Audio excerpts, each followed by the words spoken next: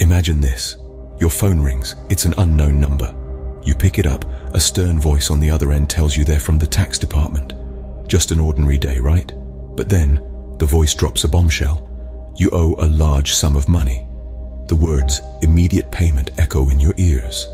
The tension rises as the voice insists on an unusual method of payment: gift cards. Yes, you heard that right, gift cards. Now, let's shift our scene a bit.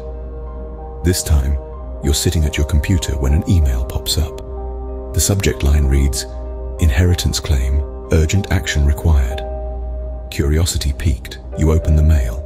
The sender claims to be a lawyer, handling the estate of a distant relative you've never heard of. Apparently, this long-lost relative has left you a sizable fortune. But to claim it, the lawyer needs your banking details. In both scenarios, you're left in a state of panic and confusion. The scammers, skilled in the art of persuasion, create a sense of urgency, pressing you to make hasty decisions. Their tactics are clever, their methods convincing. But remember, they're playing a dangerous game, and you're their target, whether it's a phone call from a so-called tax officer or an email about an unexpected inheritance. These are common ploys used by scammers to get their hands on your hard-earned money. They prey on your fears and exploit your trust, spinning tales that seem too real to ignore. But let's pause for a moment. In the heat of the moment, it's easy to overlook the red flags. A tax department demanding payment in gift cards, an inheritance from a relative you've never heard of. These are warning signs, signals that something is off. And yet, in the moment, the fear of owing money to the tax department or the allure of an unexpected windfall can cloud your judgment. You might find yourself on the brink of giving away your personal information, of stepping into the scammer's trap. It's a terrifying thought, isn't it? But don't worry, you're not alone.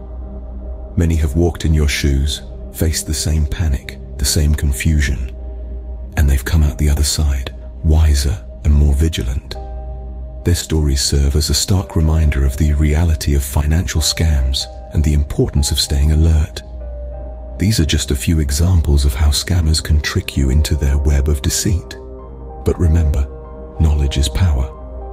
By understanding their tactics, recognizing the warning signs, and taking the right precautions, you can protect yourself and your finances. So, let's delve deeper into the world of financial scams and learn how to stay one step ahead. Scammers are crafty, but they do leave behind signs. Let's delve into the most common red flags. Now imagine this. You receive a call out of the blue, or an email lands in your inbox. The sender claims to be from a reputable organization, maybe the tax department, your bank, or even a lottery company. They say you owe a large sum of money, or perhaps you've won a fortune. But there's a catch. You need to act quickly, and they want payment in a peculiar way, like gift cards or wire transfers. This, my friends, is a classic sign of a scam. Unusual payment methods are a huge red flag. Why would the tax department want payment in gift cards? They wouldn't. Scammers ask for these because they're hard to trace and even harder to recover. If anyone ever asks you to pay for anything with a gift card, consider that a neon flashing warning sign. Let's move on to the next sign. Unsolicited communications. Did you initiate the contact? If not, be wary. Scammers are known to reach out unexpectedly. They'll use email, phone calls, text messages, even social media. If you receive an unsolicited communication that asks for money or personal information, be on high alert. Now, what about pressure tactics? Scammers love to create a sense of urgency. They want you to act fast without thinking. They'll tell you that you'll face dire consequences if you don't pay up immediately, or that your supposed winnings will be given to someone else. But remember, legitimate organizations won't rush you or threaten you. Finally, one of the biggest red flags is a request for personal or financial information. Scammers often pose as trusted organizations to trick you into handing over sensitive data. They might ask for your social security number, your bank account details, or your login credentials. But no genuine organization will ask for this kind of information through an unsolicited call or email. Recognizing these signs is the first step to protecting yourself from falling prey to scams. So, remember, be skeptical of unusual payment requests. Be cautious of unsolicited communications. Take your time and don't be pressured into making decisions. And never ever give out your personal or financial information in response to an unsolicited request. Remember, scams can happen to anyone, but knowing the red flags and warning signs can give you the upper hand. Stay vigilant, stay informed, and you'll be well on your way to outsmarting the scammers. Hearing from those who've been there can be a powerful learning tool. Let's listen to some real-life scam experiences. First, we meet John, a retired teacher, who paints a vivid picture of his ordeal. He had received an email that appeared to be from his bank, asking him to update his account details. John, unfortunately, complied without a second thought. The aftermath was a whirlwind of stress, regret, and financial loss. He shares, "I felt foolish and betrayed. I was a teacher for 30 years. I thought I had seen it all." His advice: trust but verify. Always double-check before sharing your details. Next, we have Lisa, a single mother who fell prey to a lottery scam. She was promised a life-altering sum of money, only to find herself out of pocket and overwhelmed with guilt. "I thought I was securing a future for my kids," she admits. But Lisa's spirit is unbroken. "I've learned my lesson. Now, I know that if it sounds too good to be true, it probably is." We then hear from Raj, a recent immigrant who was targeted by scammers posing as immigration officials. "They knew exactly how to scare me," he recalls. "They said I would be deported if I didn't pay. I was terrified." Raj's experience is a stark reminder that scammers exploit fear and vulnerability. His advice: don't let fear cloud your judgment. Always seek advice from someone you trust. Finally, we meet Emily, a university student who was duped by a job scam. "I was desperate for work," she admits. "The job seemed perfect, but it was all a lie." Emily's story underscores that scams can happen to anyone at any time. But Emily is determined to turn her experience into something positive. "I talk about it openly now," she says. "I want others to learn from my mistake."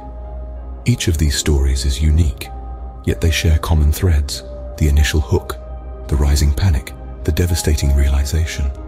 But they also share messages of resilience, wisdom, and a determination to prevent others from falling into the same trap.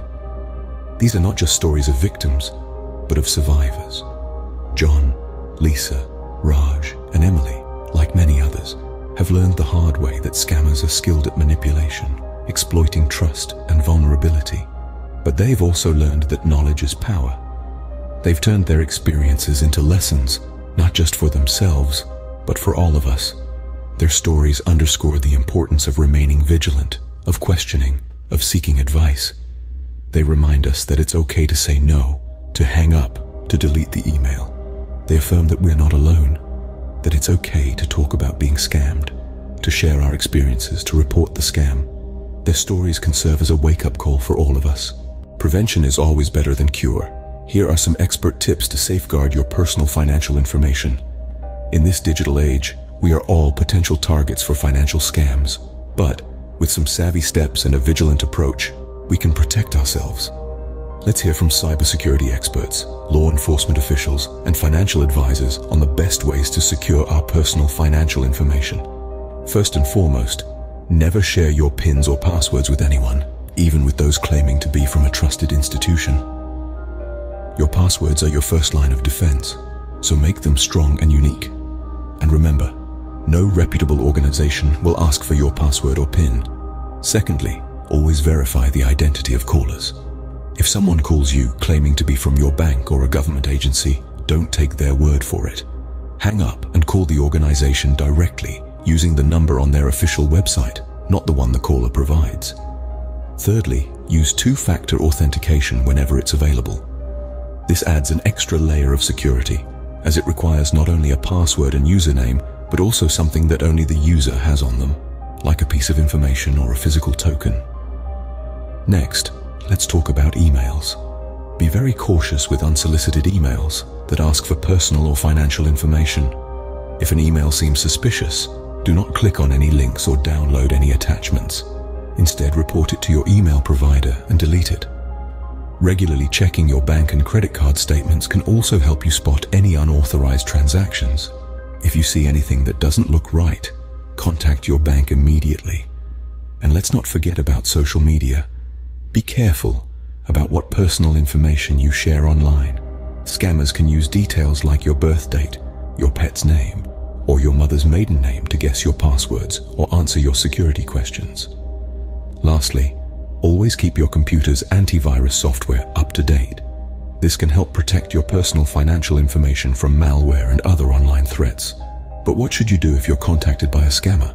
Don't panic.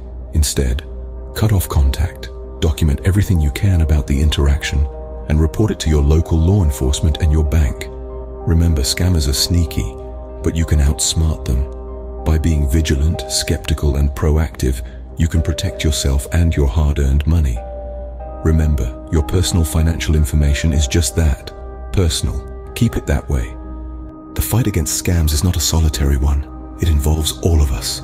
Every individual has a part to play in this battle against deceit and fraud. We can't afford to be passive bystanders. We must be vigilant, proactive, and prepared. Remember, scammers are cunning, but we can be smarter.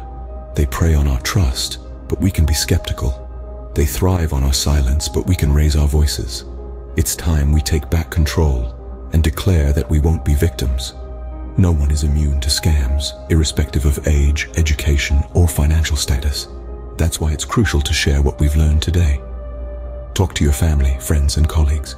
Share with them the red flags, the warning signs, the personal stories, and the expert advice we've discussed. Knowledge is our most potent weapon. When we share it, we multiply its power. When we know what to watch out for, we can protect ourselves and others from falling prey to these financial predators. If you suspect you've been targeted or fallen victim to a scam, don't hesitate to report it. Remember, there's no shame in being tricked. The real shame lies in silence. Your report could prevent someone else from becoming a victim. Reach out to your local law enforcement or your national scam reporting services. We understand that this information can be overwhelming, but remember, you're not alone in this fight. We've provided resources on our website to help guide you through what to do if you've been targeted by a scam. Visit us at gfrcredit.com for more information. This battle against scams is a collective effort. We all have a role to play. By staying vigilant, sharing information, and reporting scams, we are not just protecting ourselves, but also our community. Together, we can make a difference. Stay alert, stay safe, and let's put an end to scams.